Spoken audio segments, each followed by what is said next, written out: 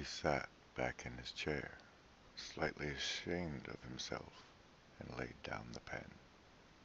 The next moment he started violently. There was a knocking at the door. Already. He sat as still as a mouse, in the futile hope that whoever it was might go away after a single attempt. But no, the knocking was already repeated. The worst thing of all would be to delay. His heart was thumping like a drum, but his face, from long habit, was probably expressionless. He got up and moved heavily toward the door. Chapter 2. As he put his hand to the doorknob, Winston saw that he had left the diary open on the table. "Down with Big Brother" was written all over it, in letters almost big enough to be legible across the room. It was an inconceivably stupid thing to have done, but, he realized, even in his panic he had not wanted to smudge the creamy paper by shutting the book while the ink was wet. He drew in his breath and opened the door. Instantly a warm wave of relief flowed through him. A colorless, crushed-looking woman, with wispy hair and a lined face, was standing outside. "Oh, comrade," she began in a dreary, whining sort of voice. "I thought I heard you come in. Do you think you could come across and have a look at our kitchen sink?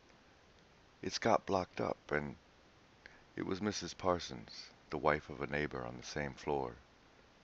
Mrs. was a word somewhat discountenanced by the party. You were supposed to call everyone comrade, but with some women one used it instinctively. She was a woman of about 30, but looking much older. One had the impression that there was dust in the creases of her face. Winston followed her down the passage. These amateur repair jobs were an almost daily irritation. Victory Mansions were old flats, built in the 1930 or thereabouts, and were falling to pieces. The plaster flaked constantly from ceilings and walls. The pipes burst in every hard frost. The roof leaked whenever there was snow. The heating system was usually running at half steam when it was not closed down altogether from motives of economy. Repairs, except what you could do for yourself, had to be sanctioned by remote committees which were liable to hold up even the mending of a window pane for 2 years. "Of course, it's only because Tom isn't home," said Mrs. Parsons vaguely.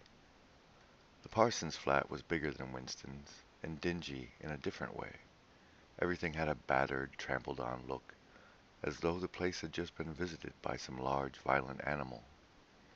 Games, impedimenta, hockey sticks, boxing gloves, a burst football, a pair of sweaty shorts turned inside out, lay all over the floor, and on the table there was a litter of dirty dishes and dog-eared exercise books. On the walls were scarlet banners of the Youth League and the Spies, and a full-size poster of Big Brother. There was the usual boiled cabbage smell, common to the whole building, but it was shot through by a sharper reek of sweat, which— one knew this at the first sniff, though it was hard to say how—was the sweat of some person not present at the moment. In another room, someone with a comb and a piece of toilet paper was trying to keep tune with the military music which was still issuing from the telescreen. "It's the children," said Miss Parsons, casting a half-apprehensive glance at the door. "They haven't been out today, and of course—" She had a habit of breaking off her sentences in the middle. The kitchen sink was full nearly to the brim with filthy greenish water which smelt worse than ever of cabbage. Winston knelt down and examined the angle joint of the pipe. He hated using his hands, and he hated bending down, which was always liable to start him coughing. Mrs. Parsons looked on helplessly. "Of course, if Tom was home, he'd put it right in a moment," she said. "He loves anything like that. He's ever so good with his hands, Tom is." Parson was Winston's fellow employee at the Ministry of Truth. He was a fattish but active man of paralyzing stupidity, a mass of imbecile enthusiasms, one of those completely unquestioning, devoted drudges on whom, more even than on the thought police, the stability of the party depended. At 35, he had just been unwillingly evicted from the Youth League, and before graduating into the Youth League, he had managed to stay on in the spies for a year beyond the statutory age.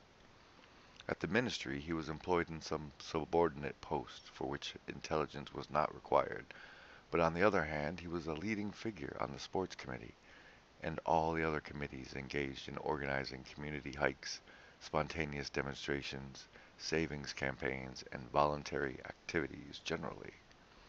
He would inform you with quiet pride between whiffs of his pipe that he had put in an appearance at the community center every evening for the past 4 years. An overpowering smell of sweat, a sort of unconscious testimony to the strenuousness of his life, followed him about wherever he went, and even remained behind him after he'd gone.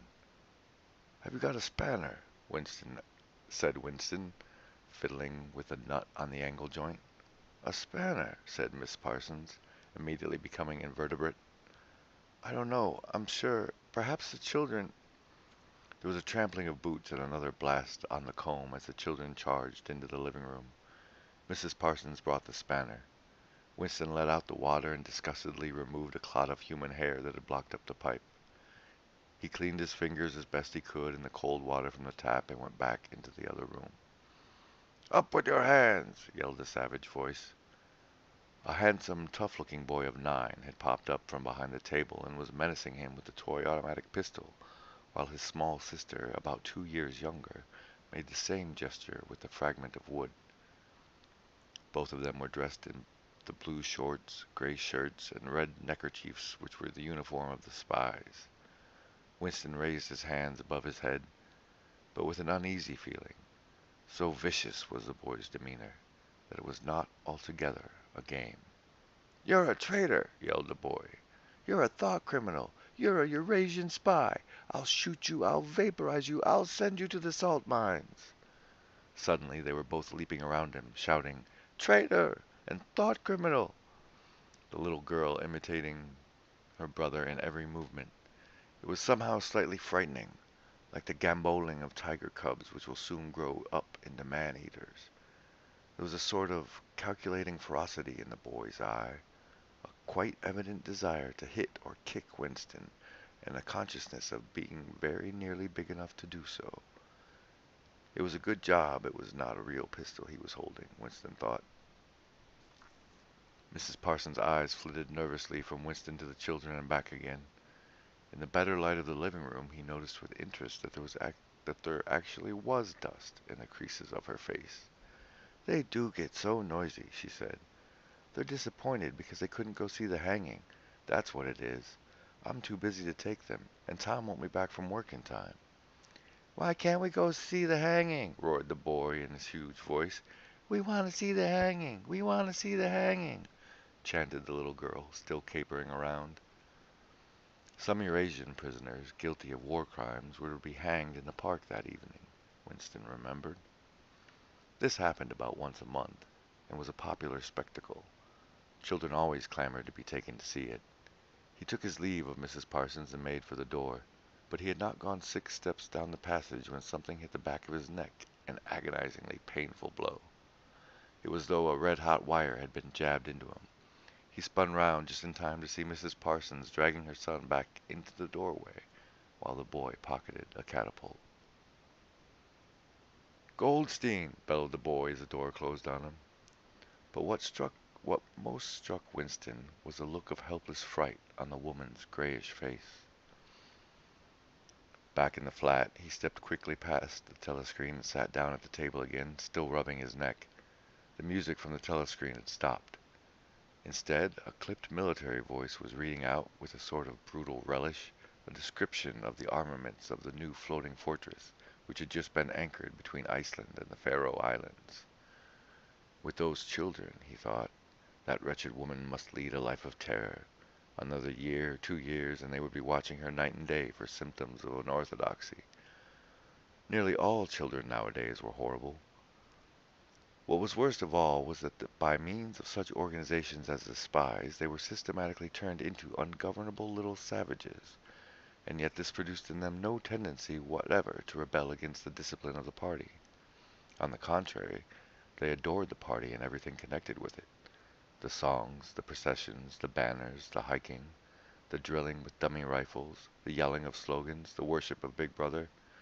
It was all a sort of glorious game to them. All their ferocity was turned outwards against the enemies of the state, against foreigners, traitors, saboteurs, thought criminals. It was almost normal for people over 30 to be frightened of their own children, and with good reason, for hardly a week passed in which the Times did not carry a paragraph describing how some eavesdropping little sneak, child hero, was the phrase generally used, had overheard some compromising remark and denounced its parents to the thought police. The sting of the catapult bullet had worn off. He picked up his pen half-heartedly, wondering whether he could find something more to write in the diary. Suddenly, he began thinking of O'Brien again. Years ago, how long was it?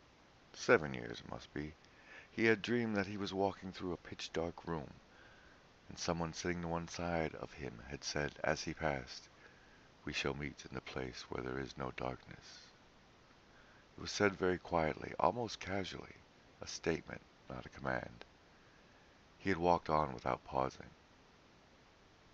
What was curious was that at the time, in the dream, the words had not made much impression on him. It was only later, and by degrees, that they had seemed to take on significance. He could not now remember whether it was before or after having the dream that he had seen O'Brien for the first time, nor could he remember when he had first identified the voice as O'Brien's. But at any rate the identification existed. It was O'Brien who had spoken to him out of the dark. Winston had never been able to feel sure. Even after this morning's flash of the eyes, it was still impossible to be sure whether O'Brien was a friend or an enemy, nor did it even seem to matter greatly. There was a link of understanding between them, more important than affection or partisanship. "We shall meet in the place where there is no darkness," he had said. Winston did not know what it meant, only that in some way or another it would come true. The voice from the telescreen paused. A trumpet call, clear and beautiful, floated into the stagnant air. The voice continued raspingly. "Attention! Your attention, please! A news flash has this moment arrived from the Malabar front. Our forces in South India have won a glorious victory. I am authorized to say that the action we are now reporting may well bring the war within measurable distance of its end. Here is the news flash." Bad news coming, thought Winston. And sure enough, following on a gory description of the annihilation of the Eurasian army, with stupendous figures of killed and prisoners, came the announcement that, as from next week, the chocolate ration would be reduced from 30 grams to 20. Winston belched again. The gin was wearing off, leaving a deflated feeling. The telescreen, perhaps to celebrate the victory, perhaps to drown the memory of the lost chocolate, crashed into "Oceana, 'tis for thee." You were supposed to stand to attention. However, in his present position, he was invisible. "Oceana, 'tis for thee" gave way to lighter music. Winston walked over to the window, keeping his back to the telescreen. The day was still cold and clear. Somewhere far away a rocket bomb exploded with a dull, reverberating roar. About 20 or 30 of them a week were falling on London at present. Down the street the wind flapped the torn poster to and fro, and the word Ingsoc fitfully appeared and vanished. Ingsoc. The sacred principles of Ingsoc. Newspeak, doublethink, the mutability of the past. He felt as though he were wandering in the forests of the sea bottom, lost in a monstrous world where he himself was the monster. He was alone. The past was dead. The future was unimaginable. What certainty had he that a single human creature now living was on his side?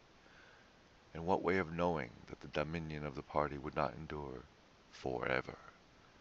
Like an answer, the 3 slogans on the white face of the Ministry of Truth came back to him. War is peace. Freedom is slavery. Ignorance is strength. He took a 25-cent piece out of his pocket. There, too, in tiny clear lettering, the same slogans were inscribed, and on the other face of the coin the head of Big Brother. Even from the coin the eyes pursued you. On coins, on stamps, on the cover of books, on banners, on posters, and on the wrappings of a cigarette packet. Everywhere. Always the eyes watching you and the voice enveloping you. Asleep or awake, work or eating, indoors or out of doors, in the bath or in bed. No escape. Nothing was your own except a few cubic centimeters inside your skull. The sun had shifted round in the myriad windows of the Ministry of Truth, with the light no longer shining on them. They looked grim as the loopholes of a fortress. His heart quailed before the enormous pyramidal shape. It was too strong. It could not be stormed. 1,000 rocket bombs would not batter it down. He wondered again for whom he was writing in the diary. For the future, for the past, for an age that might be imaginary. And in front of him there lay not death, but annihilation. The diary would be reduced to ashes and himself to vapor. Only the thought police would read what he had written before they wiped it out of existence and out of memory. How could you make appeal to the future when not a trace of you, not even an anonymous word scribbled on a piece of paper, could physically survive? The telescreen struck 14. He must leave in 10 minutes. He had to be back at work by 14:30. Curiously, the chiming of the hour seemed to have put new heart into him. He was a lonely ghost uttering a truth that nobody would ever hear. But so long as he uttered it, in some obscure way the continuity was not broken. It was not by making yourself heard, but staying sane, that you carried on the human heritage. He went back to the table, dipped his pen, and wrote. To the future or the past, to a time when thought is free, when men are different from one another and do not live alone, to a time when truth exists, and what is done cannot be undone. From the age of uniformity, from the age of solitude, from the age of Big Brother, from the age of doublethink. Greetings. He was already dead, he reflected. It seemed to him that it was only now, when he had begun to be able to formulate his thoughts, that he had taken the decisive step. The consequences of every act are included in the act itself, he wrote. Thought crime does not entail death. Thought crime is death. Now he had recognized himself as a dead man, it became important to stay alive as long as possible. 2 fingers of his right hand were ink-stained. It was exactly the kind of detail that might betray you. Some nosing zealot in the ministry, a woman probably, someone like that little sandy-haired woman or the dark-haired girl from the fiction department, might start wondering why he had been writing during the lunch interval, why he had used an old-fashioned pen, what he had been writing, and then drop a hint in the appropriate quarter. He went to the bathroom and carefully scrubbed the ink away with gritty dark brown soap which rasps your skin like sandpaper and was therefore well adapted for this purpose. He put the diary away in the drawer. It was quite useless to think of hiding it, but he could at least make sure whether or not its existence had been discovered. A hair laid across the page ends was too obvious. With the tip of his finger he picked up an identifiable grain of whitish dust and deposited it on the corner of the cover, where it was bound to be shaken off if the book was moved.